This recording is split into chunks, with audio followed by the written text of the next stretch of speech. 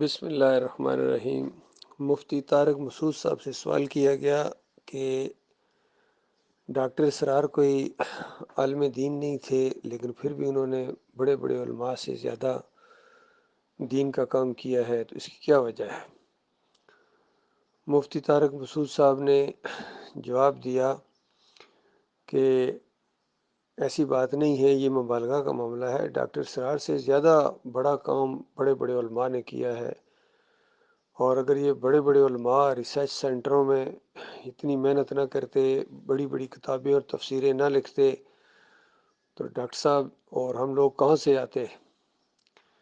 اور گویا کہنا یہ چاہ رہے تھے کہ بڑی بڑی تفسیروں کی وجہ سے آج ہم جیسے اور ڈاکٹر اسرار جیسے علماء پیدا ہوئے ہیں۔ تو میں ان بڑی تفسیروں کا ذکر نہ کر دوں، سب سے بڑی تفسیر ان کے اندر جس کو بہت ہی زیادہ اپنا استاد مانتے تھے ڈاکٹر اسرار، وہ ہے محمود الحسن اسیر مالٹا،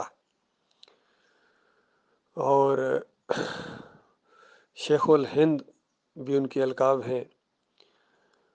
اور وہ اپنی تفسیر کے اندر ایاک نعبد و ایاک نستعین کا معنی تو صحیح لکھتے ہیں، لیکن تفسیر کے اندر انہوں نے ایسا شرک کا انجیکشن دیا ہے کہ پوری طرح گویا امت کو بے ہوش کر دیا ہے، سن کر دیا ہے۔ لکھتے ہیں کہ اس آیت شریفہ سے معلوم ہوا، ایاک نعبد و ایاک نستعین سے یہ معلوم ہوا کہ عبادت صرف اللہ ہی کی ہے، اور استعانت یعنی مدد صرف اللہ ہی سے مانگنی ہے، لیکن اس کے کسی بندے کو، مقبول بندے کو خالص واسطہ رحمت الہی سمجھ کر اگر پکارو تو یہ بھی ایاک نعبد و ایاک نستعین کے اندر آتا ہے۔ یعنی مقبول بندہ، اور نبی علیہ السلام سے زیادہ کون ہو سکتا ہے؟ کہتے ہیں کہ یا رسول مدد جو پکار رہے ہیں، یا علی مدد کی پکاریں لگا رہے ہیں، یہ اصل میں اللہ ہی کو پکارنا ہے۔ تو بتاؤ اللہ کے بندو، یہ ان کی خدمات ہیں۔ نبی علیہ السلام کو پکارنا اللہ کو پکارنا ہو گیا۔ اور پھر ان کی اس سے بڑے جو عالم ہیں اشرف علی تھانوی جن کو کہتے ہیں، وہ کہتے ہیں اللہ کے بندوں کو نبی کا بندہ کہا جا سکتا ہے، نبی کا بندہ۔ اسی لیے افغانستان کے ایک بہت بڑے جرنیل کا نام تھا عبد الرسول، اور اینڈی خان تو آپ کو شعور نبی داد خان۔ یہ سارے کے سارے شرک کے انجیکشن انہی علماء نے دیے ہیں۔ شبیر احمد عثمانی نے اسی تفسیر کو پایا تکمیل تک پہنچایا، جس کے پہلے صفحے کے اوپر شرک ہے۔ اور ابھی تک تقی عثمانی، رفیع عثمانی تک، سارے کے سارے دیوبندی، طارق مسعود تک یہ اسی کو مانتے ہیں، ایمان مانتے ہیں۔ جو عین شرک ہے، قرآن کا انکار ہے، اور بالکل اعمال برباد ہو جائیں گے، ان کی یہ تعریفیں کر رہے ہیں۔ یہ مفتی طارق مسعود صاحب کا معاملہ ہے جی۔ تو یہ تفسیروں کے اندر انہوں نے یہ جو ان کی خدمات ہے نا، یہ خدمات کفر و شرک پھیلانے کی ان کی، چاہے دیوبند کے علماء ہوں، چاہے بریلوی اعلیٰ حضرت ہوں۔ بتاؤ اعلیٰ حضرت نے کتنی خدمات انجام دی ہیں۔ ان کو بھی بڑے تقدس کے ساتھ نام لیا کرتے تھے ڈاکٹر اسرار۔ سب کو جن کن کا شرک اور کفر گویا واضح کر دیا گیا تھا، ان کو ضد کے ساتھ آ کے رحمت اللہ علیہ اور دینی خدمات کہا کرتے تھے۔ یہ ان کی دینی خدمات ہیں۔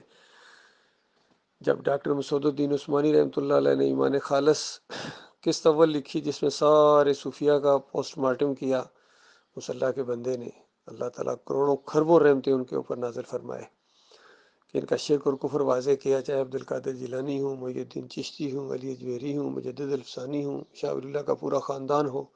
پڑھیں آپ ڈاکٹر صاحب کی یہ ایمان خالص، ہر جگہ سے مل رہی ہے، جہاں بھی آپ دیکھیں گے نیٹ کے اوپر موجود ہے، ایمان خالص قسط اول۔ اس کے اندر سارے صوفیوں کے شرکیہ اور تصوف کے مشرکانہ عقائد اور سب کے پوسٹ مارٹم کر دیا۔ تو اس کے بعد ڈاکٹر اسرار وہاں سے بوریا بستر اٹھا کے کراچی سے لاہور آ گئے، کیونکہ برداشت نہیں کر سکے۔ اور رسالہ جو انہوں نے میثاق نکالا، اس کے اندر کہا کہ برصغیر میں ایمان، عقیدہ، توحید آئی صوفیہ کے ذریعے تھی۔ اندازہ لگے اس قدر یہ ایمان خالص کے انکاری تھے، اور شرک کرنے والوں کے اس طرح یہ دل دادا ہیں۔ یہ ان کی خدمات ہیں۔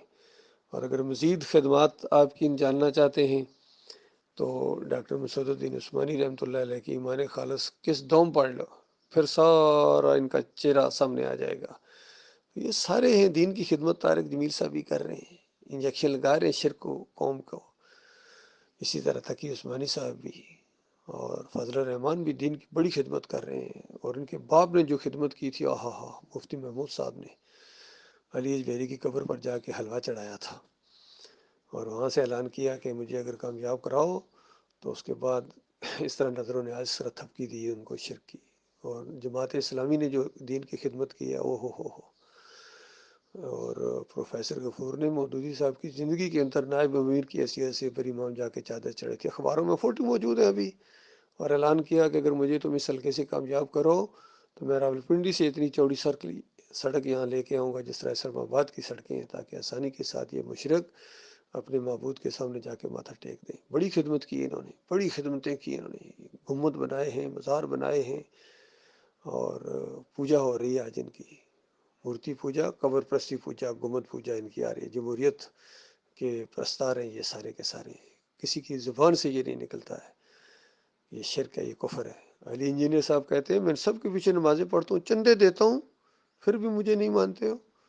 یہ کفر و شرک کرنے والوں کو چندے دیتا ہے، ان کے پیچھے نمازیں پڑھتا ہے۔ بڑی دین کی خدمت ہے جی، بعد والے کہیں گے بڑی دین کی خدمت کی ہے، دین کا جنازہ نکال دیا انہوں نے، اجرتیں لے لیتے ہیں، نماز نہیں پڑھاتے ہیں بغیر پیسوں کے، اذان نہیں دیتے ہیں بغیر پیسوں کے، دین کی بڑی خدمت کی ہے جی، اور مدرسے چلا رہے ہیں۔ ان کے مدرسے کہتے ہیں بڑی محنتیں ہو رہی، بڑی ریسرچ ہو رہی ہے جی، قرآن و حدیث کی تعلیمات دی جا رہی ہیں، اور جو پیسے لے رہے ہیں، اجرت لے رہے ہیں، اس کا کیا بنے گا؟ بڑے بڑے جو انہوں نے بلڈنگیں بنا لی ہیں، کوئی آڈٹ نہیں، کوئی پوچھنے والا نہیں ان سے۔ فضل الرحمان سے کسی نے پوچھا کہ آپ کا ذریعہ آمدنی کیا؟ کہتا ہے اللہ کا بڑا فضل ہے، اللہ کا بڑا فضل ہے۔ طاہر القادری سے پوچھو کیا کام کرتے ہو؟ اللہ کا بڑا فضل ہے۔ تو یہ فضل نہیں، یہ جہنم کے انگارے ہیں جو لے رہے ہو، اور اب تمہاری اپنی مرضی ہے۔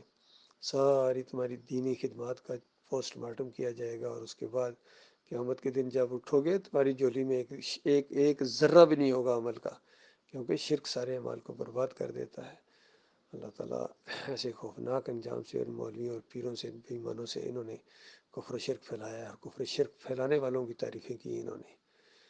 اللہ تعالیٰ جو زندہ ہے ان کو سمجھ دے، ایمان خالص ان کے لیے تلافی کا موقع ہے، لیکن جو مر گئے ہیں ان کے لیے اب کوئی تلافی کا موقع نہیں، وہ ہمیشہ ہمیشہ کی آگ میں چلے گئے۔ جن کا بھی شرک ثابت ہو گیا اب وہ رحمت اللہ علیہ نہیں رہے ہیں۔ یہ بالکل حق بات ہے، بالکل حقیقت ہے، میں آپ کو بتاؤں، مانو یا نہ مانو، یہ بالکل حقیقت ہے۔